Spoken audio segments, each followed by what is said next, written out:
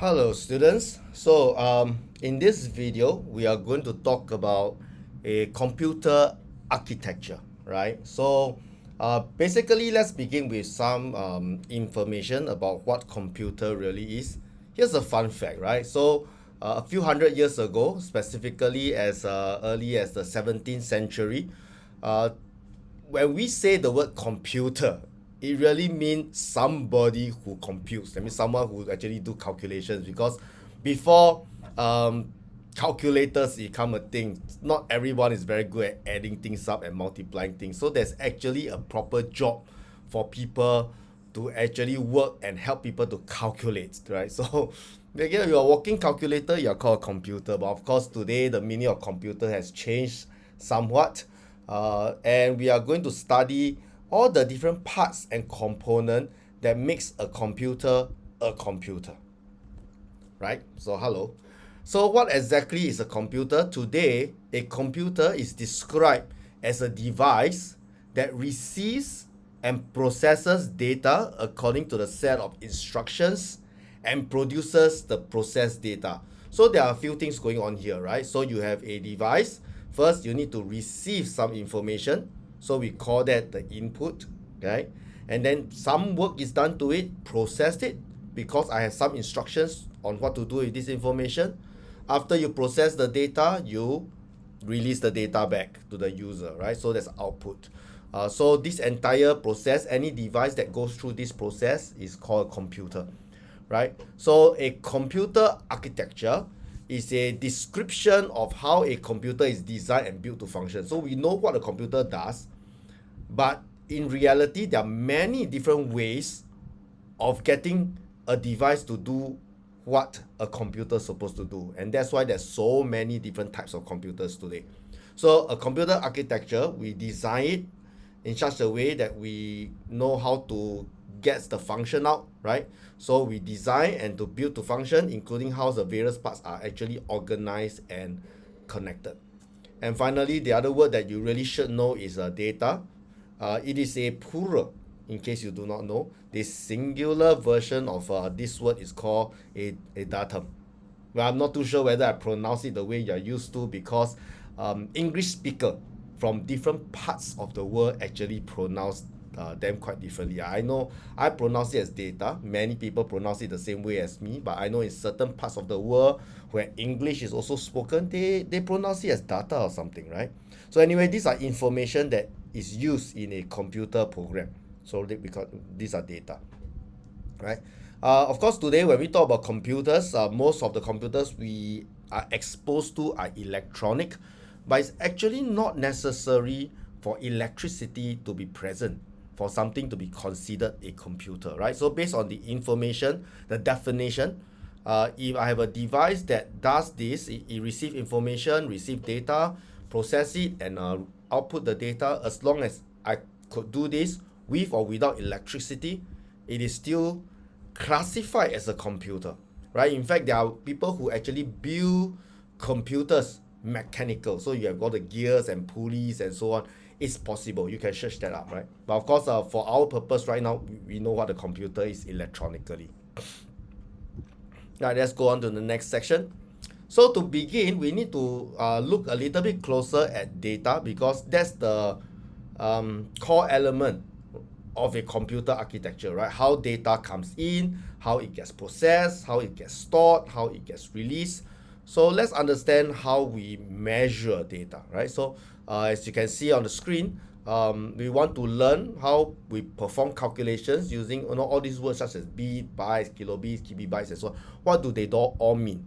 So to break it down for you, we know that the smallest unit of data we are dealing with, we call it a bit, right? A bit is basically, it comes from the word binary digit, right? So binary digit, so bi, then after that, the t at the end. And it takes on a value of either 0 or 1s. So a little bit of common sense on why 0 and 1s, because electronically, for when we operate a machine, we either have a electrical signal or we do not have electrical signal. Other than that, there's no way to communicate, right? So it's a two-state thing. Either the electrical pulse is there or the electrical pulse is not there. So 0 and 1, or something that switch on or something that switch off.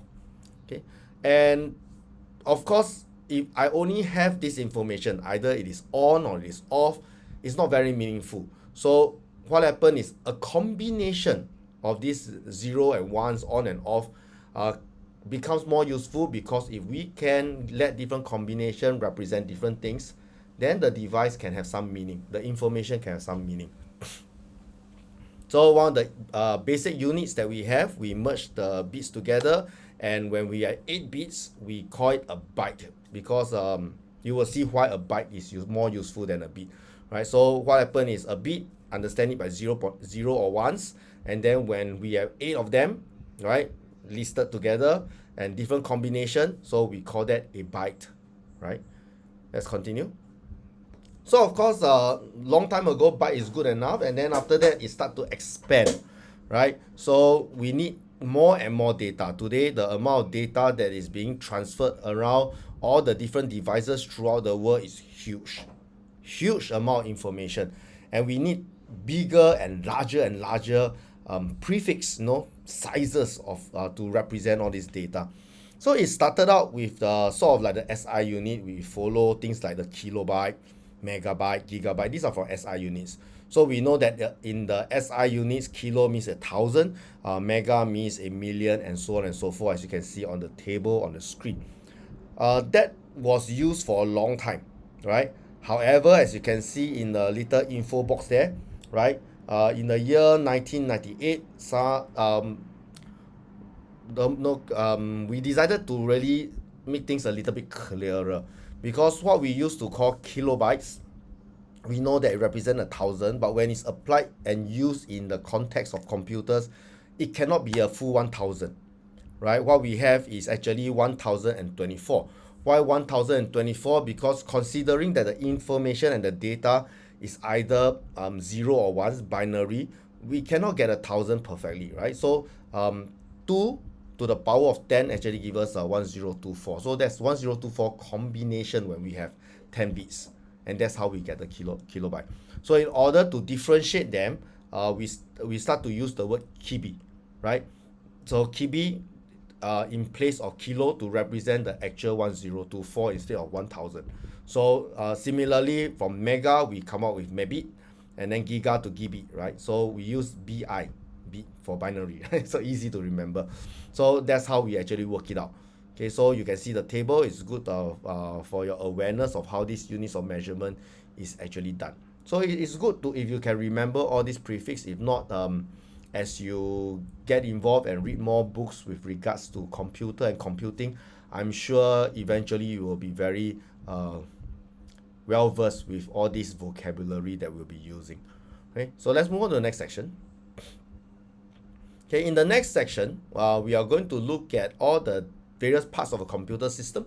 So in the learning outcomes, let's take a look. We should be able, after learning about this section, describe the functions of the key component of the system.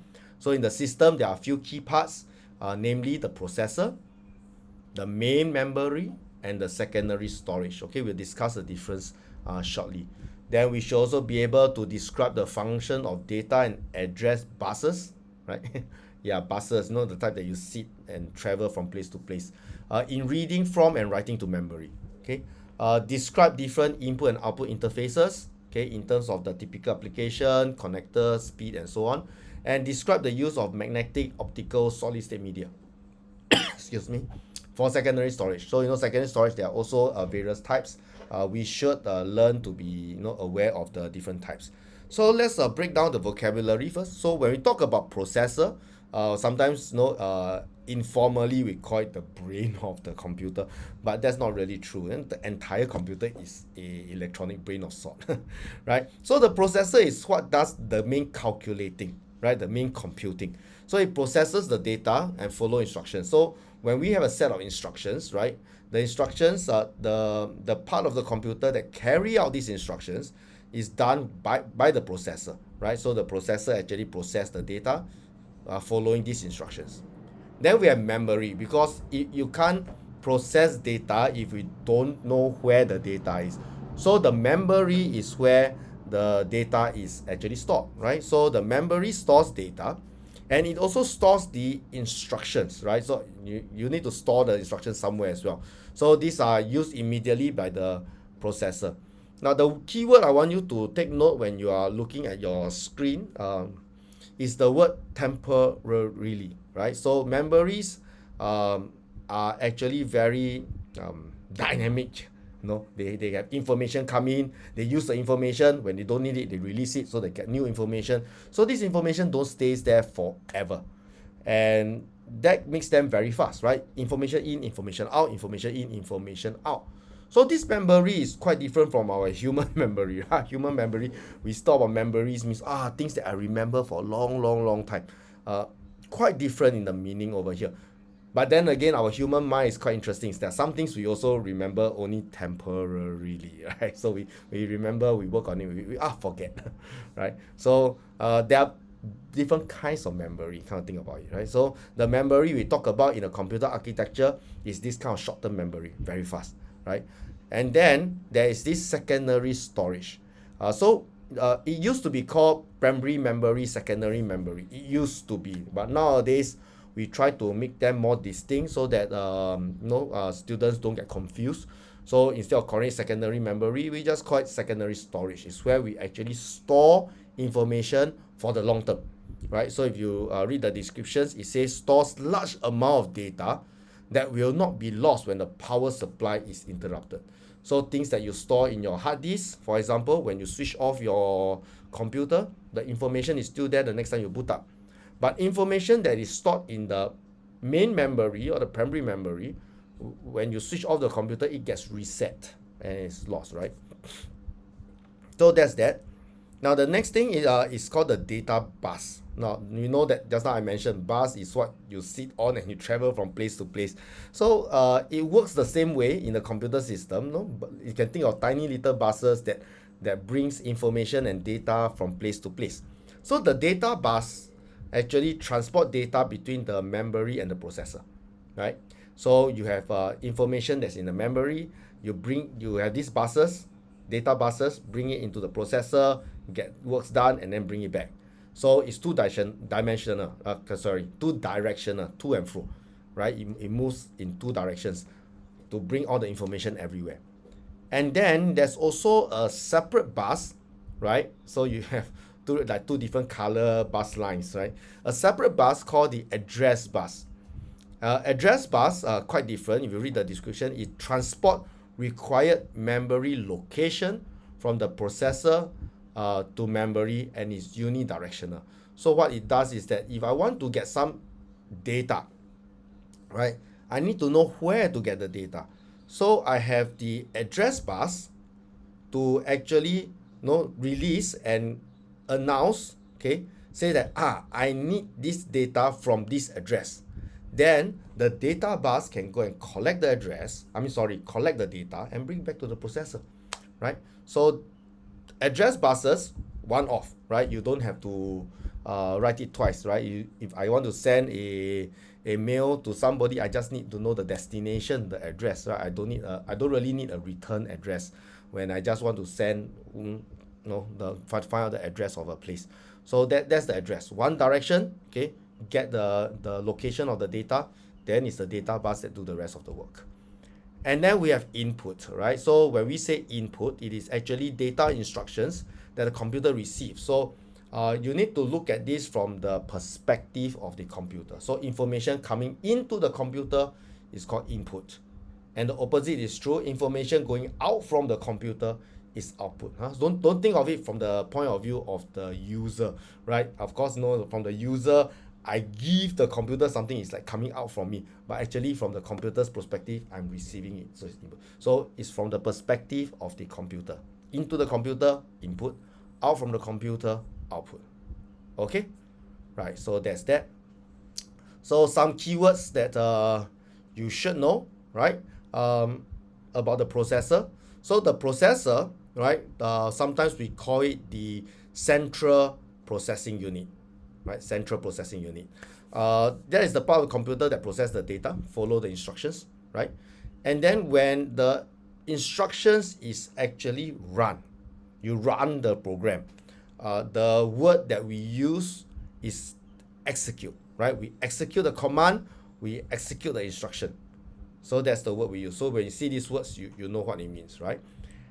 And then, of course, you heard of the word software. I'm very sure you heard of the word software. So software basically is a set of instructions to perform a specific task on a computer. So a software is basically a whole bunch of instruction organized in a certain way so that it makes sense and it is meaningful and useful, that you can actually apply it.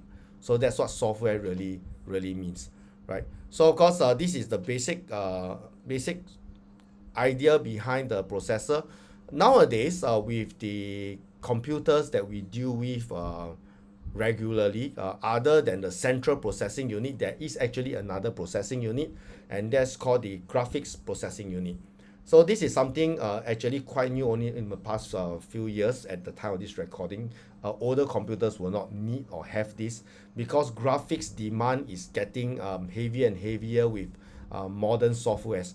So in order to take the load off the CPU, we have a GPU to actually help out. So that's why sometimes you see the word GPU as well. It's actually a separate processing unit that is specialized in helping to do most of the calculation and processing with regards to graphics, because modern devices, the graphics demand is so much higher than just a decade or two ago, right? So some of the common words that you may see, but of course for simple computers where the task is not very graphical intensive, graphical processing unit GPU is actually quite optional. We don't really need that, right? Okay, move on to the next section. Main memory, right? So just now we talked about the memory, right? So a few things about main memory. Some of the keywords you should know, of course, right, is the address. Okay, so of course we have information. They are stored in bytes, right? And where are they stored, right? So the place where they are stored is actually the address, right? So every address, has a certain label to it. Like where you stay, you have a certain address, like your postal code. So the main memory, right, is the device that's used to store data, instructions temporarily. We already talked about that.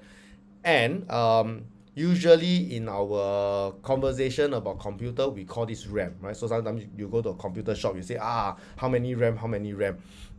When we talk about RAM, we are actually talking about the main memory. And another thing you need to know about main memory, that is volatile. So what does the word volatile means?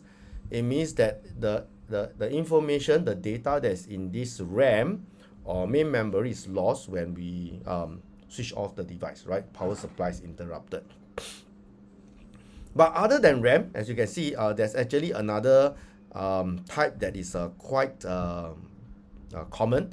It's called the read-only memory. Sometimes we call it the ROM, right? So this is another type of memory, right? You can see it stores instructions and data as well, just like RAM, right? But this one doesn't change, right? So usually these are more permanent information that we store, so that every time we boot up the computer knows what's supposed to do, how to boot up, right? So that is actually something else to keep at the back in mind. But most of the time when we talk about main memory, we are talking about RAM, right? ROM, not so much, unless when you go deeper into studying the more in-depth into computing, you may want to actually investigate the idea of ROM. But that one is at a different level of understanding how to manage and the booting up computers and so on. So that one, maybe at the university level, you may study that in more depth. But right now, it is good enough to know that main memory here we're talking about is actually the RAM. All right. Okay, let's go on. More vocabulary. Secondary storage. As I mentioned, secondary storage is also for storing information. This time round more permanent. This time round for larger amount of data, right? So it is like your hard disk. So it says there, right? Hard disk is one of the most common secondary storage that we are using right now, right? So secondary storage where data is stored on rigid rotating disk. So this is available in most devices. Of course, the technology with regards to secondary storage is also evolving. New technologies is always being innovated. So in fact, over the past decade or so, the way we handle secondary storage have changed so much. Okay, but as of now, hard disk is still the most common. We never know 10 years later, right?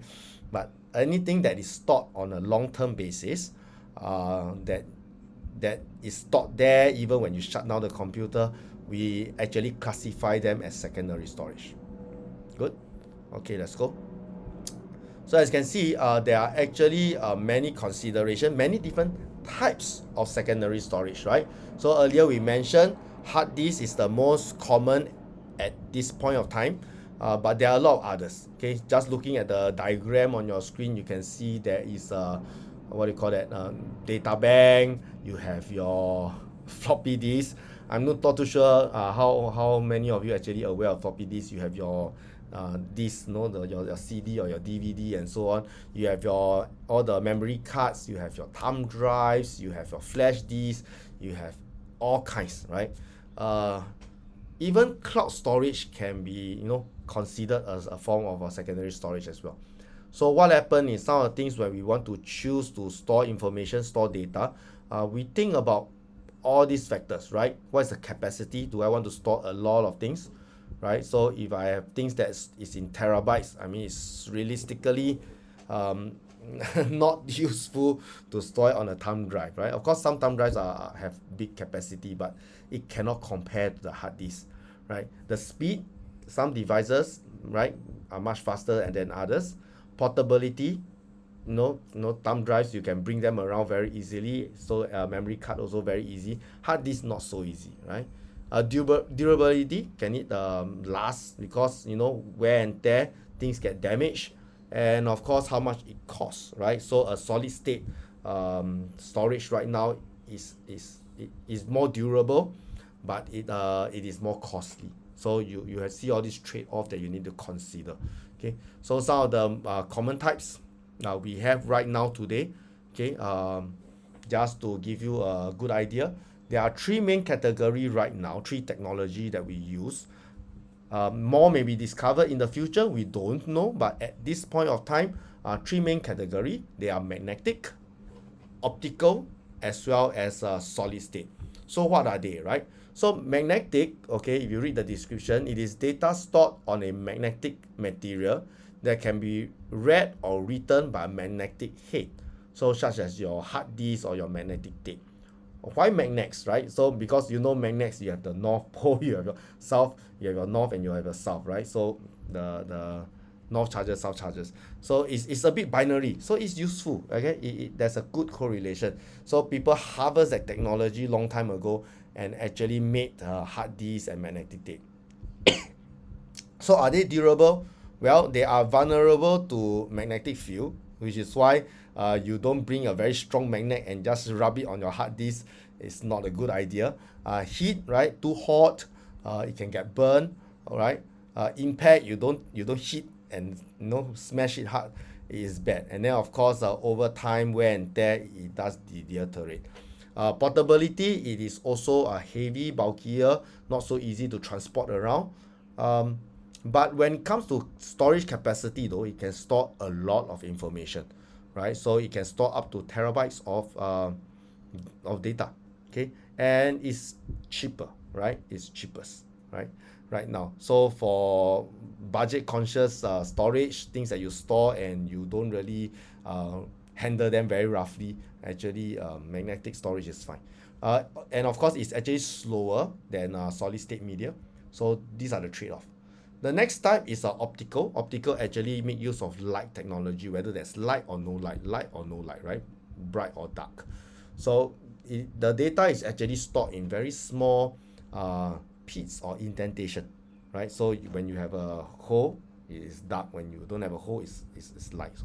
So it is also so I simplify it in this manner. Of course, it can be more complicated if you study deeper into the technology, but the basic idea is that. So what about the durability, right? The durability, it can be damaged from scratches, because when you scratch, for example, a DVD, you scratch on it. When the scratch is deep enough, it affects the amount of light, right, going into the device. So definitely, scratches bad. Of course, over time, wear and tear, it gets damaged as well. But it resists heat better and impact. Knocking on it doesn't really affect the lights, and heat doesn't really affect the light as well, right? So portability, it is more portable. You store them on the DVD disc. You can actually bring them around to other readers, right? It can store up to gigabytes of data, which is less than the hard disk, but it's portable. So that is the pros and cons to it. It is cheaper than solid state, but more expensive than the magnetic, right? So similarly, it's still slower than the solid state. So the solid state media right now is the latest technology as well. It's more expensive, but what are the advantages? So what is solid state? Solid state are actually data that is stored in electronic circuit with no moving parts. So when there's no moving parts, it's more durable. You shake it, you hit it, it doesn't get damaged. So some examples will be your memory card and many of your thumb drives, right? So it's the most durable. It is resistant to impact because those no moving parts inside, right? And also the temperature doesn't damage it that badly unless you put in a fire and catch fire. But that's a different story, right? Portable, definitely. It's small, portable. You bring it around like your thumb drive. And it can store way more than the optical one, right? So it store up to terabytes of data as well. Very good, right? Unfortunately, as of now, it is still the most expensive, right? So we'll talk about the cost per storage space. Definitely the most expensive right now, but it's faster than magnetic and optical. Okay, so these are the three broad categories. It's good for you to know. By the time you graduate in the future, there could be new innovation. Maybe some of you will be the one that's coming out with the new technology. So by then, teacher already, we get to enjoy new stuff. So looking forward to what you can do. All right. Okay, moving on. Next, I'd like to talk about the buses, right? So as I mentioned, there are two types of buses. Okay. Data buses and address buses. Okay, so some keywords vocabulary to know. Bidirectional means to and fro. So which type of buses go to and fro? Data buses, right? So the data buses is used to transport data between the memory and the processor, so it brings the information to and fro. And then you have the address buses, right? So the address bus doesn't carry the data, it carry the address where the data is actually stored. Okay, and because when I want to retrieve the information from the address, I just retrieve it once, so just one direction will do. So in the diagram on the bottom right of your screen, you can sort of see how the whole thing works, right? So for example, data, to get the data, to read the data, let's say I want to read the data, I have the memory, and I say, okay, it's located in location 2. So my address bus will send the information and says, okay, I'm looking for the information that's stored in address number 2. The data bus will also go there and say, okay, let's take out the information from the address number 2. And in this case, it's 011000101, and it bring it back to the processor. Okay, this is what happens when you just want to read certain information. What happens if you want to read and write, right? Overwrite the information. Same thing, right? So I just need to send my address once. So for example, I send my address, say, okay, the information I want is at location 4. Okay, so it goes to location 4, and then and say this time around I want to overwrite the information there. So the data bus will come again, and data bus will say, okay, I'm going to put the information 1111 into location 4. So you can see the data bus can take the information from the memory. It can also take the information to the memory, so two direction. Whereas the address just goes one way to the memory, say this is the location I want to do things to. Okay, so there's some difference that you should be aware of. Right, let's move on. And then we talk about input and output devices. I have sort of explained to you already, but let's look at the key terms again. So input, right, from the computer's perspective, data or instructions that the computer receives, right? So information goes into the computer, input, and then after that, information that is produced by the computer and returned to the user, we call output, right? Hardware basically opposite from software, right? Software, you know that it means all the programs and so on. Hardware are basically the actual devices or parts of the computer. So some hardware includes your monitor, your mouse, and so on. All these are different hardware, right? But of course, the hardware have different types as well. So if we have the opportunity, we can discuss them further. But a lot of hardware actually deal with the input and output as well. So an input device is a hardware device that allow us to enter information into the computer. So some of the common one, of course, is your keyboard, right? Your keyboard allow us to take the input information into the computer. So that one is an input device. Your mouse, your game controller, etc. Right? And your output device is the information that comes out from your computer. And where do we see them? Well, we can see them on the computer screen. We can see them in LED lights, maybe somewhere. Your sound, your speaker, right? Audio data as well, and maybe even a printer, right? So these are some examples. Okay, and of course, to connect all these input and output device to the computers, we need connectors. And once again, there are lots of different type of connectors. They are being developed over time as we progress. A lot of computer engineers are coming out with better and better way to connect all these devices, faster speed, more durable, more stable, and so on and so forth. Okay, so down here, since you're learning computing right now, it's good to know what are the popular ones right now. And compared to just a decade or two ago, it's actually very different. But right now, what are the popular ones? So first one, the USB. Yeah, USB is definitely one of the most popular way of connecting your devices to your computer right now, right? So it's for powering, communicating with external device like your printer, your mouse, your keyboard. And there are also different types of USB, right? You have your USB type A, type B, you have your type C, you have your USB micro, USB mini, and so on. So all these have different shapes, as you can see, different sizes and different speed, right? And of course, what is not mentioned, different costs as well. Okay, so but of course the difference we won't know. It really depends on the manufacturer, right? So that is the most common one, USB. Besides that, we also have the HDMI.